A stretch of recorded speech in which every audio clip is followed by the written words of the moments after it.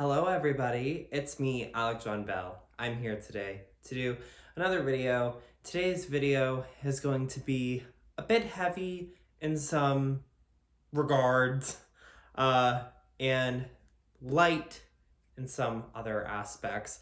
Today I am going to be giving you my spiritual testimony. And I originally wasn't going to do this video as my next video. I was going to wait a little while to do this, but then I thought to myself, why not just get this video out of the way as one of my first videos?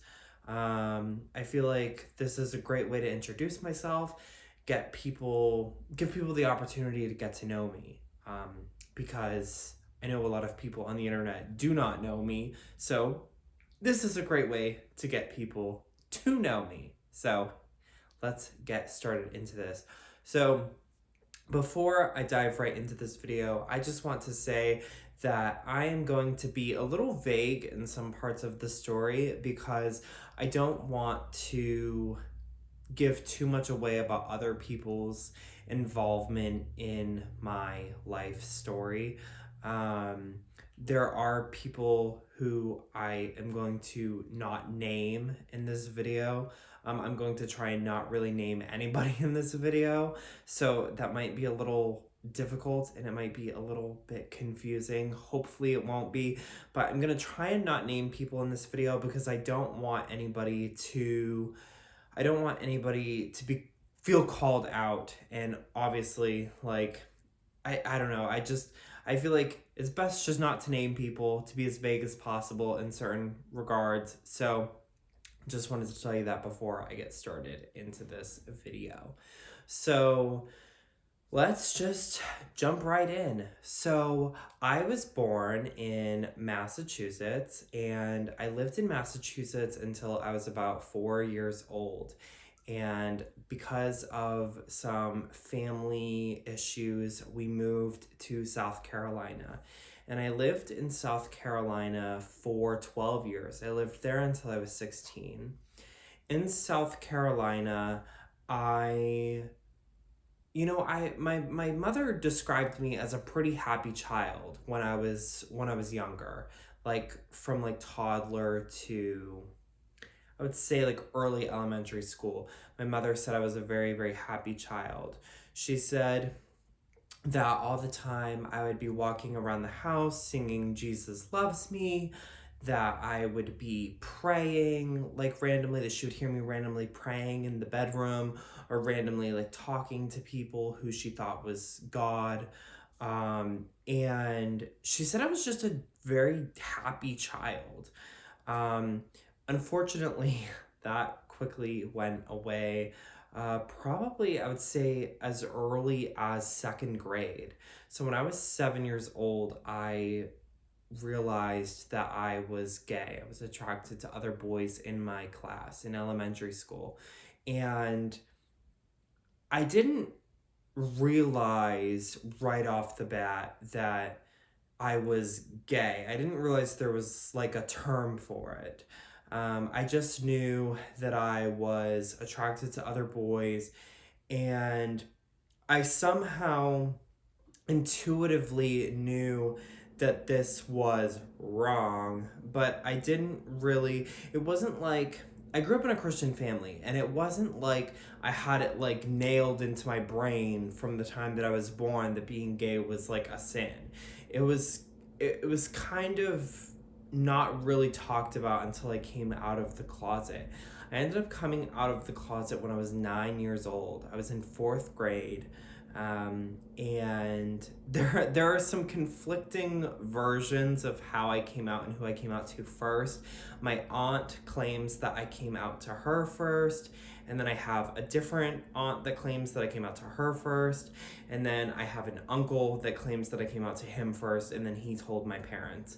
So there's like conflicting stories about who I came out to first and kind of who found out when, and I don't really know. But regardless, I was around age 9 when I ended up coming out of the closet. So this was a big thing for my family. It was a huge it was a huge thing, but it wasn't really a surprise. I think everybody kind of knew that I was gay, but they didn't want to admit it. And then when I came out, everybody was like, oh my gosh, we have to do something about this. This is a huge problem. So I started developing some emotional issues around age 9, age 10. I was having issues with other boys in the classroom. I was feeling left out. I was feeling excluded. I was feeling like everybody hated me. And this is around the time that I remember having suicidal ideation for the first time, was around 9, 10 years old. And so 5th grade came around. And I should also point this out, and I'm kind of gonna gloss over this because there were a lot of other various factors in this, but my sister and I actually got taken away from my parents when we were younger, because I was gay, and the school thought that things were going on, and so they took me and my sister away and put us into foster care. And like I said, very quickly gonna gloss over that part of the story because that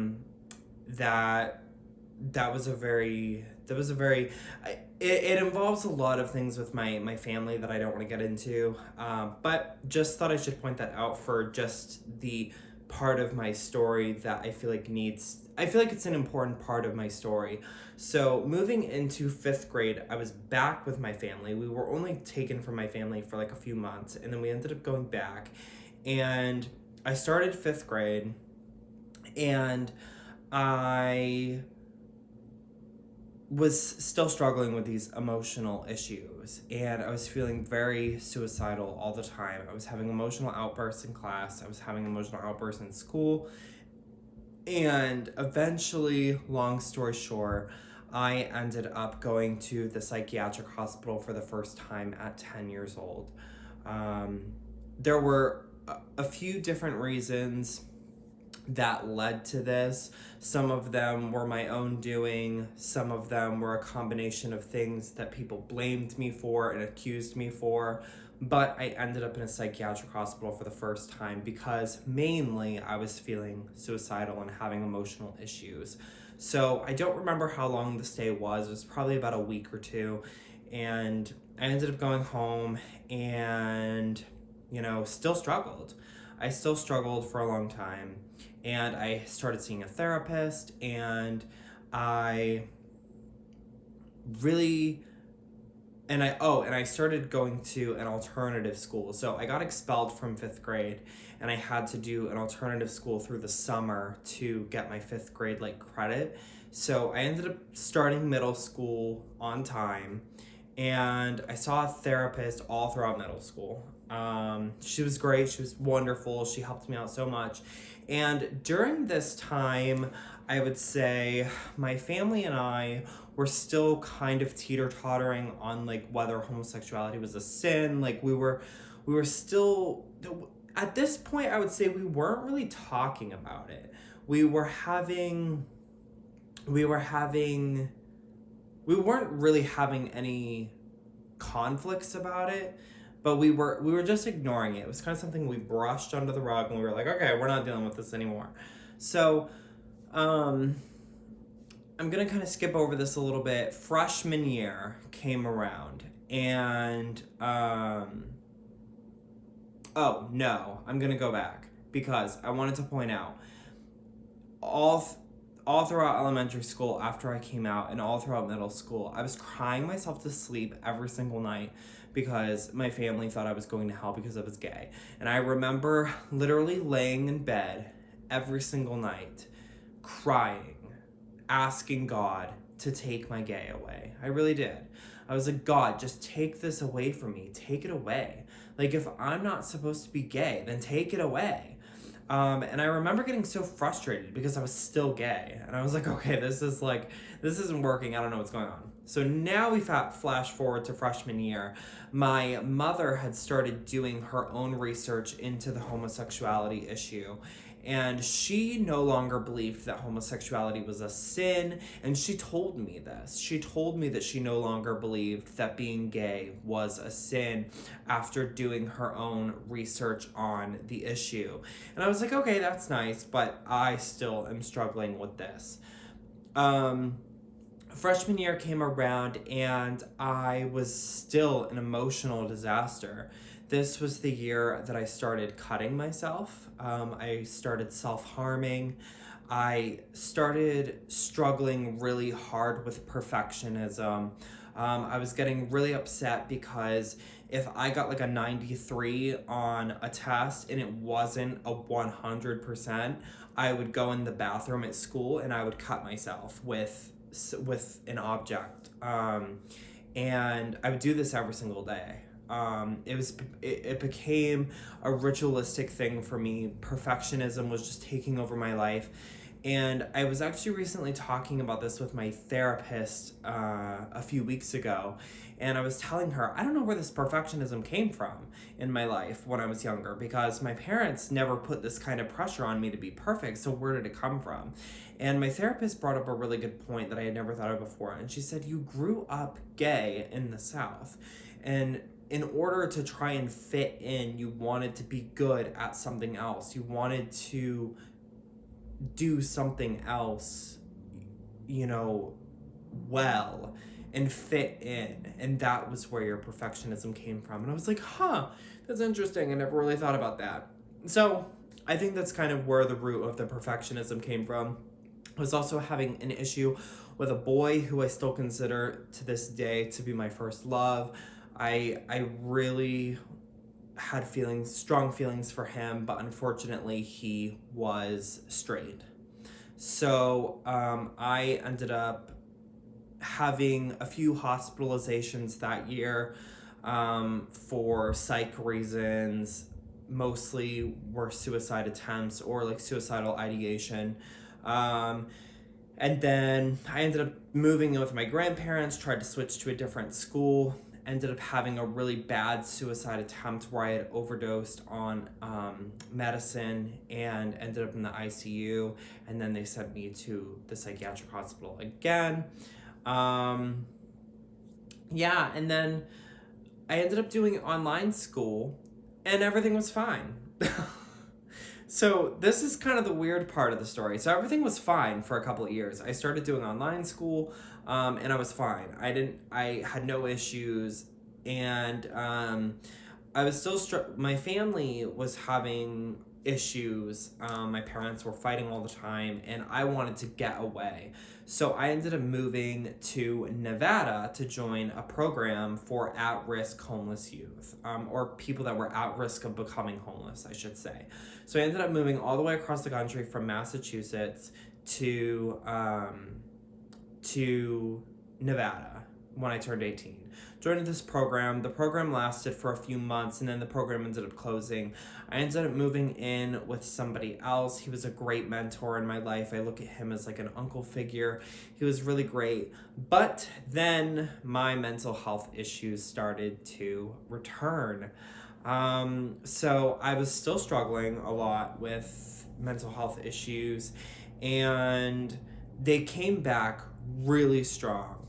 And long story short, I met this guy, and I had feelings for him, and I thought he had feelings for me, and he was dating this girl. He was bisexual, and he was dating this girl, and he ended up getting this girl pregnant, and that was it for me. Like, I lost it. I completely lost it, and I ended up finding out that I have bipolar 1 disorder. They originally diagnosed me with bipolar 2 because I had never had a manic episode before, and then I had a manic episode, so then I got diagnosed with bipolar 1. So I got diagnosed with bipolar 1. When I was younger, I'd been diagnosed with depression, anxiety, and OCD. So all of these things were kind of coming to a head in my early 20s. This was around 19, 20 years old. So early 20s, everything's kind of coming to a head. And then I ended up going to the hospital. Now, this is the spiritual part of the story. This is where things really start to take a turn. So I ended up going to the hospital, and I met a guy who ended up becoming my best friend in the whole world. Well, one of my best friends in the whole world. I have three, but he's one of my best friends in the whole world. I'm not gonna name him, but he knows who he is. And we met in the hospital, and while we were there, we had this spirituality group, and I remember my grandma was talking to me, and she was like, something's gonna happen to you while you're in the hospital, like whatever. And I was like, okay, grandma, you're kind of crazy, whatever. And we were doing this spirituality group, and we're all sitting in this group and we're crying, because we all were talking about how we felt like God hated us, or our God, because there was a wide variety of people there, and we were all talking about how we felt like our God or our higher power hated us. And in that moment, this is where everything in my life changed. This is where, like, if I didn't have this moment, I would not be where I am right now. I would not be doing this YouTube channel. I would not be anywhere where I am on my spiritual journey. In this moment, as everybody around me is crying, as I'm crying, I'm like sobbing, I listened, and I heard a voice in my head say, I still love you. And when I heard this voice, I was surprised, and I stopped crying because I was like, whoa, what is that? I don't know what that just was. And it wasn't my own voice. It was like a voice that was very audibly not my own.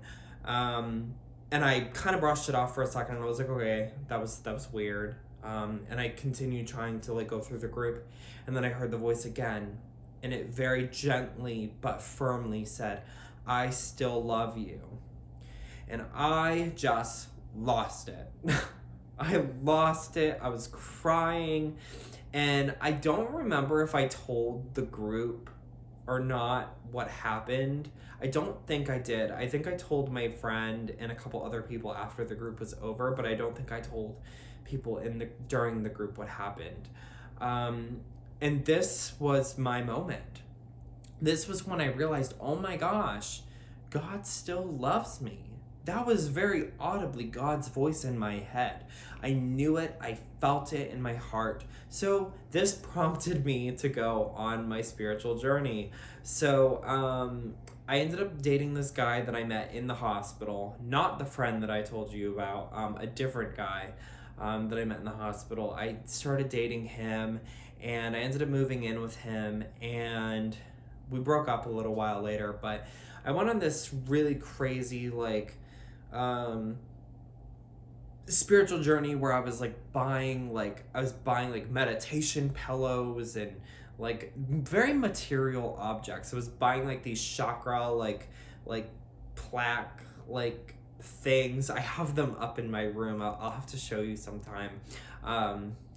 But like I was buying material objects thinking that these material objects were going to help my spirituality, because I was like, oh my gosh, I need to get more spiritual, I need to get more in tune with God, and blah blah blah blah blah. And at this point I still wasn't identifying as like a Christian per se, but I was identifying as spiritual. I was telling everybody I'm spiritual. So I ended up going on this whole thing, and I moved back to Massachusetts and started getting really into crystals, yoga, meditation, like just really into all of these things. And I was having a great time, and I was studying the homosexuality issue, and if you want a video on that, I'll give it to you. But I realized that it's okay to be gay, that it's not a sin to be gay. Like, there's so much information about the homosexuality issue that I didn't realize before. And so when I moved back here, I ended up joining a group home that I was in for 14 months, and then I ended up getting my own apartment. And I moved into this apartment that you are currently seeing right now. And I set up my altar, I set up my spiritual space, which I have a video on. And then something hit me. I realized that I still identified with Christianity in some sort of way.